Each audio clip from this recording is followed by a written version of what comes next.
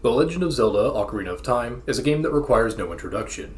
Over the last few decades, I've played it multiple times across multiple platforms, but I've never actually beaten it 100% before. So today, we're not only going to fix that, but we're also going to go above and beyond by mastering this game's Retro Achievement Set 2, which will feature side quests, optional content, original challenges, and more. But before we begin, don't forget that I have an entire playlist of previous Retro Achievements masteries. So whether you're here to watch me overcome the challenges, or if you're stuck on a set and need some help, I've got you covered. But back to Zelda, let's start with the Missable achievements in the set. We have 26 of them, but don't worry, it's not as bad as it looks. 16 of them will be tied to boss battles, which means that most bosses have more than one achievement, and we'll cover those when the time comes. Then for obtaining 20 hearts, you'd have to go out of your way to make this one missable. You'd have to have Dompe dig up the heart piece, and then leave without collecting it, which you normally wouldn't do, so this one's a non-issue. As you make your way to Hyrule Castle for the first time, you have 2 missables that become unobtainable after you meet Zelda for the first time. Later on, after your second encounter with Zelda, there's a missable for talking to this guard in the alley, who disappears once you become Adult Link for the first time, making this one of the easier ones to miss. Then walking on a tightrope is a pretty simple one, and worst case scenario you can reattempt it pretty early on in the game. But then we have a weird missable with the Deku nut upgrades. Due to a random glitch in the game, these become unavailable after grabbing the Poacher Saw during the Biggoron Sword trading quest. So I personally would recommend grabbing the Deku Nut upgrades right after you finish the mask trading sequence, because you'll need the masks for all the upgrades in the forest anyways. Then another obscure one is going to be Kiss That Frog. You have to get the Zora tunic before you free the Zora King as an adult for some unique dialogue, because normally he would gift you a tunic. And then we have Blind Explorer, which is an extension of the classic 3-heart challenge that also prohibits grabbing any dungeon maps or compasses as well. I'll spare my opinions on this one for the final review, but a few things to know are that grabbing a heart piece on accident is fine, you just can't complete a full container, and the only heart piece that you'll reasonably have to account for is going to be during the mask trading sequence. You can also obtain the defense upgrade outside Ganon's tower, and it won't invalidate your 3-heart run. But lastly and most importantly, on paper it seems like this achievement would conflict with our final missable, Cartographer, and in turn force 2 separate playthroughs because Princess Gerudo leaves Jabu Jabu's belly after you complete it. But everything is actually completable on a single save file thanks to a very simple glitch. Z-target an enemy, backflip onto a switch, and then toggle with C up the moment you land on it to force the door open without needing to keep anything on the switch. Surprisingly easy to pull off, and then just like that, you can now do your 3-heart run first, and then go back to grab everything for your 100% completion. But if you're new to the game, you're going to enjoy yourself much more if you split the set up into 2 separate playthroughs. So with all the missables covered, let's begin our adventure. Like usual, this isn't a standard 100% guide, so the focus is going to be on the new challenges. We go through the intro like normal, and for Blind Explorer, we have to make sure that we don't grab any maps or compasses, but it's the same chest size as a dungeon's new weapon. So as a result, I'll highlight the proper chest for each dungeon. In this case, it's the one with the ladder above the door. Every single small chest is always safe to open, so don't worry about those, and a reminder that the boss key chests have a unique design, but you have no boss keys in the Child Link dungeons anyways. Which means that our first new major challenge is going to be Spider Net, where you have to defeat Goma before she retreats to the ceiling, or in other words, a 1 cycle. Oddly enough, the Deku stick is stronger than the Kokiri sword, so that's going to be our key to success here. But we're going to go one step further and incorporate an optional glitch known as the Power Crouch Stab. When you're not Z-targeting, shielding and pressing the B button will perform a stab attack, but due to a programming error, it doesn't actually have a defined attack value. Therefore, whenever you use it, it just copies the power of the last attack that you used instead. And our most powerful attack at the moment is a jump attack with the Deku stick. So simply perform one as you enter the room, begin the battle, slingshot the eye, and then stab away. With the best of both worlds now merged into a single attack, in the blink of an eye we're able to defeat Goma for an easy achievement. We proceed onward like normal, and make it to Hyrule Castle before the gates close. This allows us to get caught in the courtyard and grab the egg in the evening, meaning we don't have to wait as long for it to hatch. After the egg hatches, you can access the first missable achievement in this area. Talk to the guard, and then you can bribe him to open the gate. Then for the other missable achievement, right before you talk to Zelda, fire your slingshot through this window. After talking to Zelda, we have a few pit stops before we head to Goron City. First stop is going to be the ranch to get both a Pona Song and a bottle from the minigame inside the house, and then we make our way to Kakariko Village to get a second bottle for returning all the chickens. Speaking of, there is in fact an achievement for enraging them. And then my final pit stop will be in the graveyard. I get the Sun Song early for convenience, and I also pull back this tombstone here to get a free Hylian shield along with an achievement. Proceeding onward, everything is business like usual until we reach Dodongo's Cavern. The bombs are going to be in this chest in the hallway, and then King Dodongo has 2 individual achievements. However, both of them are nearly identical, and you can easily get both in the same battle, which begs the question of why even design the set this way. The answer is that they serve as progression points in order to preserve the spirit of a 3-heart run. In other words, the said developer designed it in a way so that you can't just roam warp to the end of the game, and you can't abuse oversights such as how the game only checks for the Spirit and Shadow Medallion in order to create the light bridge to Ganon's tower. So at first glance it may look a bit clunky, but it is an effective way to make sure that you actually play the game on a 3-heart run. But back to the battle, both achievements require you to avoid having them breathe fire, and both require you to avoid using your regular bombs, just the bomb flowers. The only difference between the two is that the 3-heart version also has a damageless component. The moment the battle begins, you immediately have to turn around to run to that first bomb flower, but after that, everything is pretty straightforward, and you have multiple safe spots to stand at while he rolls, such as straight against the wall. After completing this battle and getting our 2 achievements, we have multiple pit stops before making it to the 3rd dungeon. First we head back to Goron City for a Missable achievement, and all we gotta do is walk across the rope and open any treasure chest in the bomb room before we remove the blockade by the city entrance. Then we climb to the top of Death Mountain to get magic from the Great Fairy, and then we head to the Hyrule Castle courtyard to bomb a boulder and get Din's Fire. We progress through the story like normal until we get the 3rd bottle, and then we make sure to teach the Scarecrow a song for the future. Our final pit stop is going to be right before the 3rd dungeon, and we're going to enter this cave to learn Ferori's Wind. No clue if I pronounce the name correctly, but the spell is going to come in handy whenever you need to reattempt the bosses, which for RetroAchievements users is about to happen, because after you grab the boomerang in the room with all the stingers, you'll eventually make it to Baronade, where you have 2 achievements that you can't complete in the same battle, which means that now is the perfect time to set up Ferori's Wind so you have a quick warp point for when you reset. The first achievement says it's for defeating it without getting hit, but it actually means defeating it damageless, and there is a distinction between the two. Although a bit rare, it is possible to take a hit, but then take so little damage that your health doesn't decrease. And I actually encountered that twice when experimenting with the power crouch stab. I got knocked down but didn't take any damage, so I didn't lose the achievement. But for the most part, the key to winning this damageless is to just remain in constant motion. Start by using the boomerang on the 4 thingies, and then remain in constant motion as you avoid the shocks. Get your boomerang hit when it pops up, and then the easiest way to dispatch the jellyfish are going to be either with the Deku Nuts or Din's Fire. After you stun it and get your several hits in, it'll begin to plant itself and start shooting, which just requires constant motion to dodge. And then while it moves, get your boomerang hit in to stun it, and once again attack with a sword. Initially I thought this was going to be a pretty hard damageless achievement, but it really wasn't that bad. The bigger threat is really just making sure that the heart container doesn't spawn directly into you when you're on a 3-heart run. But speaking of 3-heart run, that version of the achievement requires you to complete the boss in under 1 minute and 51 seconds. The strategy will be nearly identical to before, but this time, when it plants itself and starts shooting, just take the hit and then it'll end that phase immediately, allowing you to defeat it faster. After getting those 2 achievements, we make our way back to Hyrule Castle, have our second encounter with Zelda, and then grab the Ocarina of Time. Side note, I've always wondered what Sari would think if she found out that you got rid of her ocarina that she gave you after you grabbed Zelda's, but much more importantly, there's a very easy to miss achievement. There's a dying guard in the back alley that you can talk to, but he disappears the moment you become Adult Link for the first time. I did confirm that you can exit and re-enter the castle town all you want, and you can do whatever side quests you want as a child in between. You just need to talk to him before you pull the Master Sword. But before becoming an adult, I go ahead and do the entire mask trading sequence now. Which in turn means now is a good time to grab all the upgrades in the Lost Woods too, since you need 2 of the masks to get them all, and because you're making multiple trips to the woods. You can do these later if you want, just make sure you grab the Deku Nut upgrades before you obtain the Poacher's Saw as an adult. After taking care of everything, we can now begin our journey as Adult Link. Since we already learned Epona's song as a kid, our first order of business is going to be unlocking Epona. Then after that, we make our way to Kakariko Graveyard in order to race Dampé's spirit and win the hookshot. Eventually you'll have an achievement for completing the race in under 1 minute.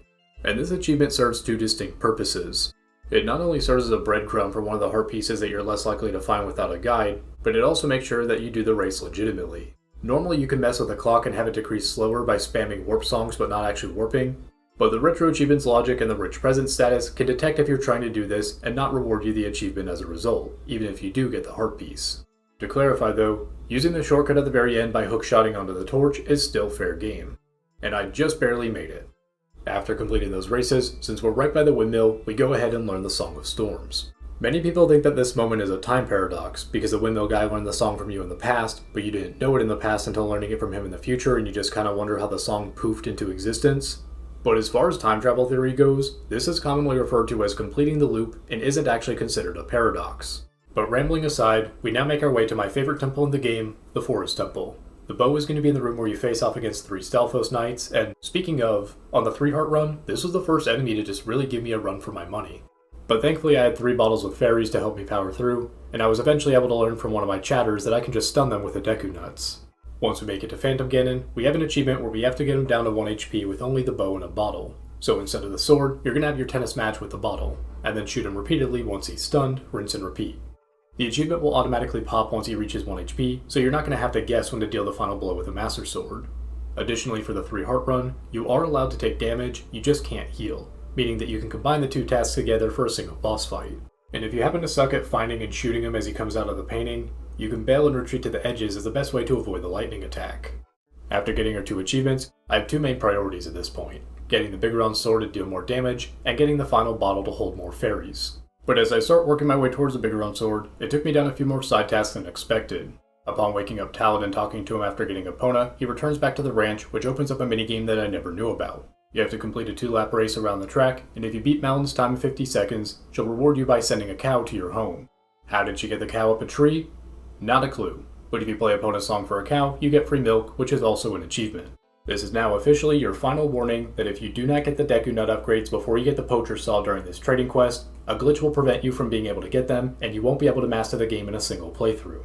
As we make our way back to the Biggoron Sword side quest, you eventually need to thaw out King Zora, so we inadvertently get the Iron Boots and Serenade of Water earlier than usual as we try to get access to the Blue Fire. Keep in mind that the Blind Explorer achievement means that you can't grab the map or compass in these mini dungeons either. But before we thaw the king, we need to tackle the Kiss That Frog achievement, where we get the Zora Tunic before freeing him to get some unique dialogue. But we can't even carry enough rupees to buy the Zora Tunic yet, so we have to get the largest wallet, which brings us to the Skulltulas. There are 100 gold Skulltulas throughout the game, and they each drop a token when you defeat them. There's a cursed family in Kakariko, and you need all 100 to free them all. You get rewards at certain milestones, and the largest wallet is rewarded to you at 30 tokens. I'll link to a full guide on them in the description, and I'm not going to showcase me collecting every single one. But note that many of them only appear at night, some only appear as child or adult Link, and the soft soil spots where you plant magic beans all contain Skulltulas, and you can flush them out by releasing bugs from a bottle. Naturally, Retro Achievements will make you collect all 100, and this playthrough was my very first time ever doing so. After getting our biggest wallet, our Zora Tunic, and our Missable achievement, we head back to the trading quest, making sure to pick up the hidden Scarecrow song along the way. Before too much longer, we now have access to the strongest weapon, and in turn the strongest power crouch stab. For our last side quest before returning back to the main story, we need to get the final bottle for defeating all 10 big Poes scattered throughout Hyrule Field, capturing their souls in bottles, and giving them to the collector near the Hyrule Castle Town Gate. Even if you're not the best with aiming, they're not too hard to defeat because you can just spam the arrows, but the bigger challenge is trying to figure out exactly how you get them to spawn, that way they don't immediately retreat into a tree or wall and then disappear. Several trips later, we get all 10 and turn them all in for our 4th and final bottle. But with the glitch, we're actually going to get ourselves a 5th one. Swipe a bottle to capture something, pause the game mid-swipe before you capture it, and swap a new item onto the bottle that you're actively using. When you unpause the game and capture the object, that item you brought in will now turn into a bottle. As you might imagine, this can be very dangerous if you try to overwrite an important progression item needed to complete the game. But for us, since we already have the Biggoron sword, we no longer have any need for the claim check, meaning that there are no consequences whatsoever for us just turning that into a permanent 5th bottle. There are 2 things to keep in mind though. One is that the game doesn't fully acknowledge it as a bottle, so if you're trying to say, buy a potion at the store, the NPC isn't going to recognize that glitched bottle slot as one that's available. 2, and much more importantly though, is that a fairy in a glitched bottle slot isn't going to automatically revive you if you die. So while it's still pretty useful to have an extra slot for bugs, blue fire, or even just a fairy to use manually at low health, there are some limits to it. So after that massive break in the action, we make our way to the Fire Temple. The Megaton Hammer will be in a chest near the very top of the timed fire switch, and because this was my first time doing all the gold Skulltulas, I learned a few new things about this temple. When we make it to the boss, we have 2 separate achievements that I have to split up into 2 separate runs. For the 3 heart challenge, you're not allowed to heal, and you can only attack with the Megaton Hammer. The attacking portion isn't the challenge, but rather the dodging fire and rocks portion is. And ultimately, my approach of screaming and running around in circles while watching the shadows to dodge everything got me through after several attempts. Meanwhile, the second achievement at first glance seems like it would be impossible to do on a 3-heart run, but it surprisingly isn't. Defeating the boss without the Goron Tunic. But how are you going to defeat her in 24 seconds? The first part of that answer is that you're allowed to revive, and having 4 bottles filled with fairies actually grants you 2 full minutes. And the second part of that answer is that if you shoot her mid-air, her flight attack phase ends immediately. And my very dubious, non-peer-reviewed napkin math says that in order to reduce it to only needing 3 bottles of fairies on a 3-heart run, you probably need to get 2 good phase skips. Amusingly enough though, I was under the impression that this would be the harder of the 2 boss battle achievements, but I actually got this one on the first attempt. Then after getting our 2 achievements, we get our magic upgrade in the crater with our hammer, and since we already got the Serenade of Water, Iron Boots, and Zora Tunic during the Biggoron Sword quest, we can just warp straight to the Water Temple. The long shot is going to be in the room right after the Dark Link fight, and speaking of Dark Link, this was the most memorable fight in the entire 3-heart run. But not because it's harder, rather this is the one boss fight that's actually easier on a 3-heart run. Because he's designed to have the same amount of health as you, this means that he also only has 3 hearts, so you can just use Din's Fire 3 times to quickly defeat him. Then for Morpha, the 2 achievements are nearly identical, so you can get both in the same battle. You can't fall into the water or get grabbed, but the 3-heart version is a full damageless too, meaning you can't hit the spikes either. The battle is pretty easy though. Stand back as it surfaces, hookshot the nucleus, get a jump slash and spin attack or 2 in, and then take your time repeating the process until you win. I've been told that you can pin the nucleus into a corner to one-cycle it, but I took the safer route in order to not risk hitting the spikes. After those 2 easy missable achievements, we take a trip back in time to mess up the windmill and enter the bottom of the well. After defeating a dead hand and getting the Lens of Truth, we make our way to the Shadow Temple, where you defeat a second dead hand to get the hover boots. Then for Bongo Bongo, you once again have 2 achievements that can easily be combined into a single battle. One of them prevents healing, one prevents getting grabbed, and both of them prevent you from using the Lens of Truth. This is another challenge that I initially thought I was going to struggle on, but it ended up being pretty easy. The key is to shoot the boss's left hand first, aka on Link's right side. That way you don't get bounced around as much, and you can quickly shoot the other hand afterwards. Then you just line yourself up in the center of the 2 hands as they get ready to charge you, and use the positions of them to give you an idea of when to slash. Rinse and repeat, and once again this one was deceptively easy, I got them both on my first try. Then before our next temple, we have 3 pit stops along the way. One is for completing the Running Man race in less than 1 minute and 30 seconds, which isn't bad if you just ride Epona to Kokiri Forest, and the second is for earning the Ice Arrows in the Gerudo Training Grounds. There are no 3-heart run related challenges for the Training Grounds, so you could come back later if you want, but I went ahead and did it now. As you slowly begin to amass the small keys, just remember that the right side is effectively useless, so you can dump all your keys onto the left side and make it to the Ice Arrows sooner. And our final pit stop will be grabbing Naru's Love, which now that I think about it, I never actually tested out on any of the boss battles to see if I could use it for those achievements. Probably should have tested that. But anyways, the Spirit Temple is straightforward enough. The gauntlets are going to be on the statue's right hand outside the entrance. The Dark Knights can one-shot you on a 3-heart run, but you can alternate between backflipping and jump attacking to defeat them fairly easily. And then Twinrova has 2 missable achievements that can be combined into one battle. Interestingly enough, this is the one boss battle achievement that prohibits you from using the Biggoron sword, but it's really not any harder. You also can't revive, and you can't fall off the platforms. My really good RNG on this battle was completely offset by how rusty I was on the battle, but unlike the Running Man achievement, Slow and Steady wins the race, and we get both achievements on the first attempt. So without too much of a fuss, our 3-heart run is almost over. Once we pick up the gold gauntlets in Ganon's tower, which are used a whopping 3 times in the entire game, we can get the defense upgrade right outside the tower, which once again will not invalidate your 3-heart run. You're also going to want a green potion very soon, and the quickest way to get one is going to be the hidden shop in Ganon's tower, where one of the business scrubs sells you one. You will specifically want a green potion, and not a blue potion. Just trust me on this one. We make it to Ganondorf, and he only has a single non-missable achievement, defeating him without resurrecting or falling off the platform. Pretty simple stuff since the corners of the arena can't collapse, the hover boots can get you to and from the center pretty easily, he's easy to power crouch stab, and you don't have to do this during your 3-heart run, so you can come back later if you're struggling. After getting our achievement and making our escape, we have 2 main achievements for Ganon. Your first one will be for a damageless battle on your 3-heart run, and then you have one for defeating him with just a single heart remaining. In theory, you could just lower yourself to 1 HP from a flaming rock and then get both achievements in the same battle, but I ended up making a critical blunder. My strategy was simply to spam light arrows at the head to stun him, and then run around to attack the tail. But once I ran out of magic, all I had to restore with was my blue potion. So if I drink the blue potion, I can no longer get the achievement for defeating him with 1 heart or less remaining. Unless I use the fire to lower my HP back down, but then doing that would mean I can no longer get the damageless achievement. So all of this could have been avoided if I just brought a green potion instead of a blue potion. And while I could just keep pulling off the trick where you roll under the legs to get straight to the tail, because it's not too hard to pull off, I realized that between Blind Explorer and Cartographer, I have to defeat Ganon twice anyways. So rather than taking the risk of losing 2 achievements in this battle, I make the calculated decision to divide the 4 achievements into 2 battles. So after we land our final hit, we get both our Damageless Battle achievement and our Blind Explorer achievement. But our journey is far from over, because next up, it's time to go fishing. The mechanics are simple enough. Cast the line, occasionally wiggle it, press down and A to hook when they bite, and hold A to reel it in while you steer in the same direction that they're going. If it jumps out of the water, hold off from reeling in for a bit or else it's going to get away. And if a fish does get away, it's not going to bite again for quite a while. with a long enough wait time to where it's not even worth waiting around in that same fishing session, so you may as well just leave and re-enter or reset the game at that point. First we catch a 10-pound fish as young Link for one achievement, and then a 20-pound fish as adult Link for a second one. This next one took me a while, but you have another one for stealing the fisherman's hat with your rod as adult Link, and then proceeding to ruin it by casting it into the pond, resulting in a fine. Then our next task is to find the sinking lure, which can be found in one of 4 locations every time you enter as adult Link. It's going to be invisible, but you'll automatically pick it up when you walk over it. Also, I'm pretty certain that you cannot steal the fisherman's hat if you have the sinking lure equipped.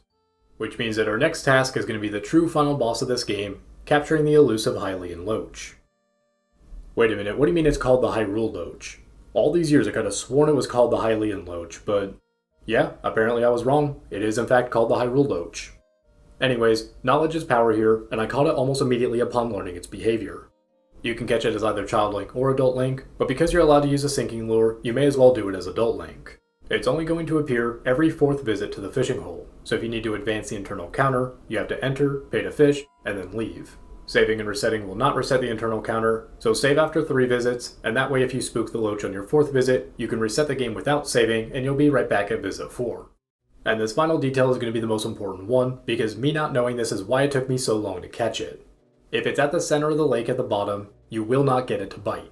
Instead, you're going to want to cast your line immediately to the western lily pads, and it's going to bite as it changes directions going either to or from them. Unfortunately, the lily pads will obscure your vision, and it will take a few minutes for it to bite, but because you're so close to the edge of the water, once you actually hook it and start reeling it in, it's not too much harder from there, and the first time I hooked it, I was able to catch it. After turning it in and getting our achievement, it's now time for a casual victory lap as we go around collecting the remaining gold skulltulas, maps, compasses, hurt pieces, and equipment upgrades. And once again, we have a pretty simple glitch that allows us to master this set in a single playthrough. Z-target this enemy in Jabu Jabu's belly, backflip onto the switch, and tattle with C up the moment you land on it, and then that will keep the door stuck open without needing Princess Gerudo. Nearing the end of our journey, we now have the Lifestyle and Stones achievement, in which you need to interact with all 32 different gossip stones while wearing the Mask of Truth in a single session.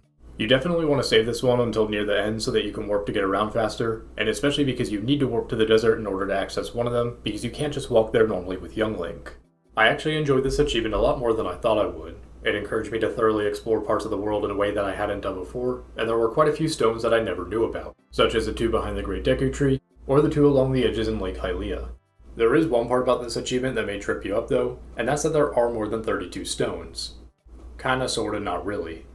Several of the hidden grotto entrances just lead to a duplicate room, meaning that the stone in there is the same one, even if you access it from a different location, and it's not going to count more than once. But once you catch on to that, it's much easier to keep track of them all. And now it's time for the million rupee question. After playing this game so many times over so many years, did any of the gossip stones teach me anything that I didn't know before? And the answer is yes, because until this very playthrough, I never knew that you could mash the B button to swim faster. Eventually we find all 32 unique stones, get our achievement, and then we just have a single objective remaining. I make sure to buy a green potion this time instead of a blue one, make my way back to Ganon, lower my HP down to 1 from the fire, and then land the finishing blow for the last 2 achievements, marking the end of our Ocarina of Time Retro Achievements journey. Overall, this set was a lot easier than I thought it would be, but that's not a bad thing when it's checking off most of the right boxes, by making you 100% the game, explore optional content beyond that, creating original challenges, using the achievements as a mini-guide, and improving the player skills to where they will feel like they mastered the game. I do have one ever so slight grievance though, and I think that if any achievement needs to be reworked, it's Blind Explorer. Now, some people always hate the 3-heart run achievements. I actually don't mind that part of it. I don't mind enjoying a game more than once if needed, and I don't mind restrictive achievements if it adds a layer of meaningful depth. And in this case, I did enjoy how I had to understand the enemy movements, attacks, behaviors, and weaknesses on a deeper level, and it definitely improved my abilities of the game, so I think the 3-heart run can stay. But it's the no maps or compasses component that I find to be completely meaningless and add nothing of value to the challenge. In my personal opinion, Wind Waker is a good example of how you can restrict the 3-heart challenge further to make it more interesting. But here in Ocarina of Time, all that no maps or compasses realistically does is make you a more prudent saver. Every time you encounter a big chest, you're going to save the game just in case you open up the wrong one and need to hit the reset button. And really that's it. It doesn't actually make the game any harder, just slightly more tedious and time consuming, and causes a bunch of players to have to learn a glitch in order to master everything in a single save. On the flip side of that, I wouldn't have minded if the Cartographer achievement was more like an Explorer achievement, where you had to open up every single treasure chest for every dungeon and mini-dungeon. Then to an even lesser extent, I wouldn't have minded some secret optional areas being featured, and I wouldn't have minded just a few more Easter eggs being showcased too. Speaking of, a fun fact is that after all these years, I only just learned on this most recent playthrough that you can play Zelda's Lullaby for a Gossip Stone to get a free fairy. But of course, don't interpret my critiques or nitpicks as me saying that the set is bad. It's quite the opposite. It does a number of things extremely well, and compared to some of the tasks I've had to do for other sets, I would even say that this game is very RetroAchievements beginner friendly.